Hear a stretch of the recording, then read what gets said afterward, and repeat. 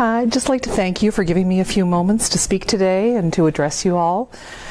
I'm just going to start by admitting something to all of you that you probably already know. I don't have all the answers. In fact, I don't even have all the questions. As I've been traveling around, I've heard a lot of questions from teachers that I didn't have all the answers to. But when I talked to them and asked them what they thought, they had some answers, or they had pieces of answers. So I've realized that the Vice President doesn't have to have all the answers. The people sitting around this table, you each represent teachers from all across the province. And the people working in this building talk to teachers and across the province and across the country every day. And we each have pieces of answers.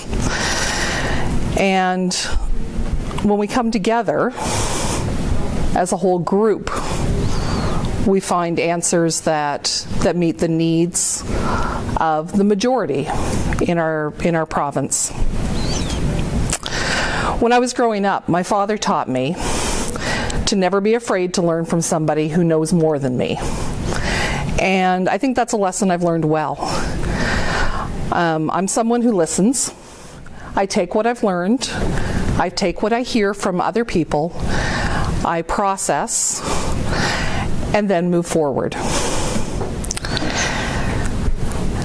If we've heard once, we've heard 1,000 times that the NBTA is a grassroots organization. That engaging everyone in conversation, listening to lots of ideas and sifting through them is how we move forward and how we achieve success. Now, while the tentative agreement, which people are voting on as I speak, is a step towards improving things, we still will have issues in the classroom. We need more behavioral and mental health supports in our schools. K-12 teachers are telling me that a huge issue in their schools is anxiety amongst their students. It's keeping students from achieving their very best. It's keeping students from even being in the building where they can learn.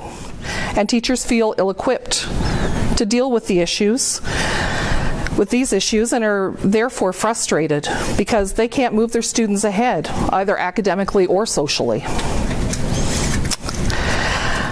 As we saw when the people around this table watched the video that was presented during negotiations, and as we see in our schools every single day, many of our students do not have coping mechanisms to deal with their emotions and their frustrations. And it comes out as abusive and violent behaviors. There are students that adults in our buildings are nervous to approach.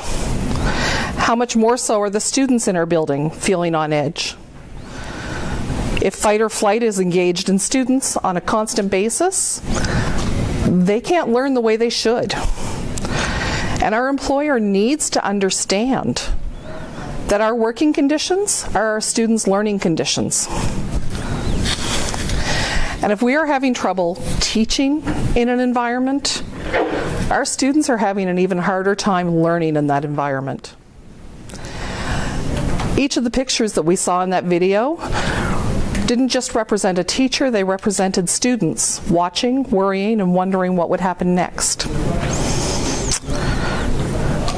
In many classrooms, education is happening, learning is happening, and even flourishing.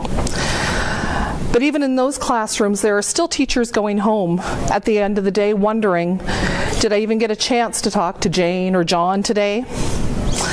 Let alone see if they got the new concept that I taught. Because I had 5 different groups working at 5 different levels, and I only got to 2 or 3 of those groups. We need more professionals in the schools working with students hands-on. I just want to say that I really do appreciate what the negotiating team did to move us ahead in that direction. thank you for allowing me to have some time to share some of my concerns. I appreciate that.